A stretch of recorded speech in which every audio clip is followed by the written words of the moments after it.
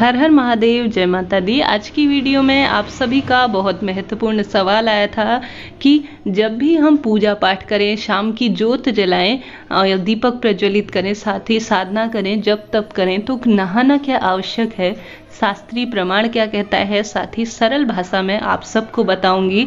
यह मेरे जीवन में भी बहुत महत्वपूर्ण सवाल रहा था। मैंने भी इस बारे में बहुत ज़्यादा पढ़ने, समझने और पूछने के बाद जो है इसका जवाब पाया है। सबसे पहले कोई भी नियम होता है जीवन में, वह कार्यों की पूर्ति के लिए होता है। कोई भी नियम हो, कार्यों की पूर्ति आवश्यक होती है। अगर वही नियम जो है किसी कार्य की पूर्ति में जो है बाधक बन जाए तो वह नियम किस प्रकार का।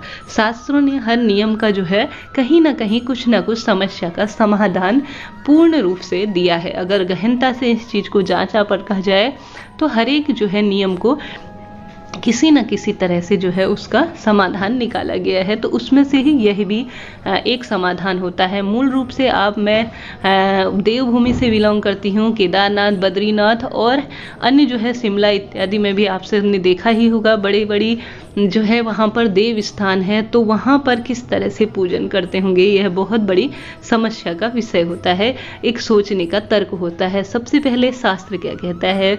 शास्त्र कहता है कि 7 तरह के जो है हमारे जीवन में होते हैं स्नान। वह 7 स्नान इस तरह से होते हैं। सबसे पहला स्नान होता है मंत्र स्नान। पूर्ण रूप से बहुत लंबा हो जाएगा, मंत्रों के माध्यम से जो है नहाना, स्नान करना बताया गया है। दूसरा है अग्नि स्नान।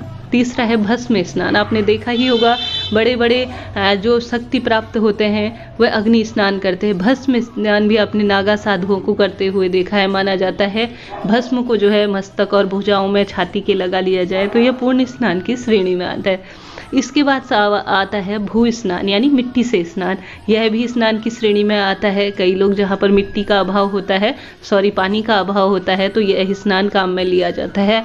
इसके बाद जो है स्थान आता है वायव्य स्नान। इसके बाद आता है मानसिक स्नान। इसके अलावा भी 2 और हैं, अभी मेरे दिमाग में नहीं है। यह कुछ स्नान शास्त्रों में वर्णित है। अब आप कैसे कहेंगे कि मैं सरल शब्दों में यह कहेंगे कि 3-4 तरह से आप जो है शाम की पूजा, या जब आप नहा धोने में असमर्थ हैं, भगवान की भक्ति करना चाहते हैं, सरल शब्दों में कहूँ तो आप कैसे करेंगे। सबसे पहले आपको जो है शास्त्रों में यह कहा गया है कि 32 बार जो है कुल्ला कर आप जो है हाथ पैरों को धोकर और अपने ऊपर जो है इस मंत्र के साथ ओम पुंडरीकाक्षाय नमः, ओम पुंडरीकाक्षाय नमः, ओम पुंडरीकाक्षाय नमः कहते हुए अपने ऊपर जो है गंगा जल छिड़क कर या सामान्य जल छिड़क कर भी पूजन होता है। मैंने जो है देव स्थानों पर इस तरह के कहते हुए करते हुए देखा है। इसके साथ ही अर्ध स्नान की श्रेणी में आता है। दूसरे नंबर पर आप इस तरह से भी कर सकते हैं। दूसरा स्नान होता है अर्ध स्नान, यानी कमर से नीचे को नहाना। आप समझ पा रहे होंगे मैं किस तरह से कह रही हूँ। वह भी जो है अर्ध स्नान की श्रेणी में आता है। आप इस तरह से भी कर सकते हैं। जब आप साधना, जप तप इत्यादि करेंगे तो यह सरल तरीका भी दीपक प्रज्वलन करने में आ सकता है। तीसरा सरल तरीके से मानसिक स्नान आता है। मन से आप जो है हाथ पैर धो लीजिए और जल का छिड़काव कर लीजिए और मानसिक रूप से आप सोचिए कि आप पूर्ण रूप से सुसज्जित है। भगवान जो है वह आपके शरीर को नहीं देख रहा है, वह आपके मन को देख रहा है। मैं हमेशा ही कहती हूँ, आप मानसिक रूप से शुद्ध हैं। आप बैठे हैं पूजा पाठ में, ध्यान आपका कहीं और है, तो वह क्या पूजा पाठ है आप बताइए। आपका मन साफ है, वह नहा लिया तो सब कुछ नहा लिया, यह मानिए। इसके साथ ही एक आता है पक्षी स्नान। इसको काक स्नान की श्रेणी भी कहा जाता है। अपने ऊपर जो है जल का छींटा, हल्का हल्का पूरे शरीर में जो है जल का छींटा, यह जो है पक्षी स्नान की श्रेणी में आता है। इस तरह से जो है हाथ पैरों को, मस्तक पर, भुजाओं पर हल्का सा पानी लगाकर छिड़क कर जो है पूर्ण रूप से मन की शुद्धि के साथ स्नान का भाव करते हुए आप जो है इस मंत्र का, जो मैंने आपको बताया पुंडरीकाक्षा भगवान विष्णु का नाम है, इस नाम के साथ अगर जो 3 बार जो है गंगा जल अपने ऊपर छिड़क लेता है वह पूर्ण रूप से शुद्ध हो जाता है। यह माना जाता है।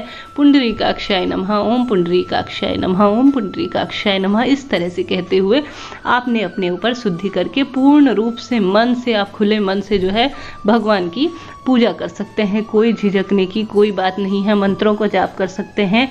आप पूर्ण रूप से शुद्ध हैं। कहीं भी यह शास्त्र में नहीं लिखा है कि आप जब भी पूजा करें, जब भी आरती करें, जब भी जप तप करें आपको जो है नहाना धोना आवश्यक है।